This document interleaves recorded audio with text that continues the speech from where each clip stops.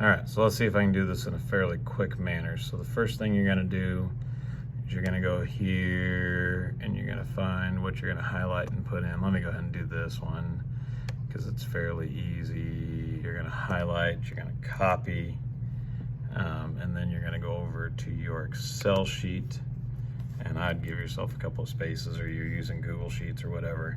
And then I'm gonna go Control V. Running company, everything ends up in like one block. And so you got to do your data. I don't want to do that. Data, and you want to go text to columns, and you want to go delimited. Well, here's where they get a little bit tricky. The first one's always the number one runner is always a mess, or the first placer. And so I hit that. I want to do it by spaces. And so I'm going to do that. And it may work with this one, we'll see. And so, all right, and then basically it becomes a big cleanup effort in terms of getting the right stuff deleted off of there so you just have what you want. And so I'm gonna go through here and delete off certain things that I don't want, like that. And I go ahead and delete the boxes because you want the stuff to move over. So hit delete. Okay, I'm gonna shift the cells left. So now I have first name, last name. Here's the other thing, because we're separating by space, you're gonna have school names that kind of roll over, same deal. So you want your school names to be in one column. So you're gonna go, this would be like place, first name, last name, team, time. You'd want your next column, and then you want either way, gender wise, if you want to split it that way. And then you need a division ID, which is basically splitting like your JV and your varsity. And those are all the columns you really have to have.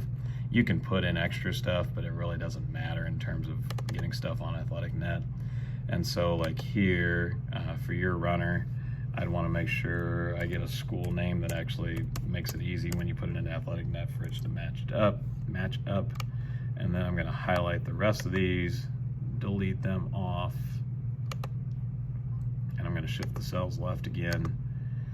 And then really, I don't need the mileage, and I really don't need the grade either, but it helps if you have the grade, especially at the beginning of the season when you have kids that aren't in the system already. So I would leave that in there, at least for this moment. And so I'll change this to grade. And then it doesn't matter which order you put the columns in, so you can put that out there. And so since this is, whatever the first race, these would all be division, 1. And then when you get in there and actually insert it, that's when you'll match it up to which race it was and how long the race was. And then because these are males, put an M there. So yeah, it does take a little bit of cleanup. It's a little more difficult than doing like a Morgan Sports one. Really, it's fairly quick because you just take it to a PDF and put it into Word. With Running Company, you can't do that very well. So this is the best way I do it, just to make sure I clean it up and get school names are the hardest part. Or if you have athletes that are like middle name or like a Van whatever name, makes it a little more difficult. So hopefully that'll help you clean up the spreadsheet, and then you just copy and paste it into the meet results and do all your run through that you've done previously with that. So there you go.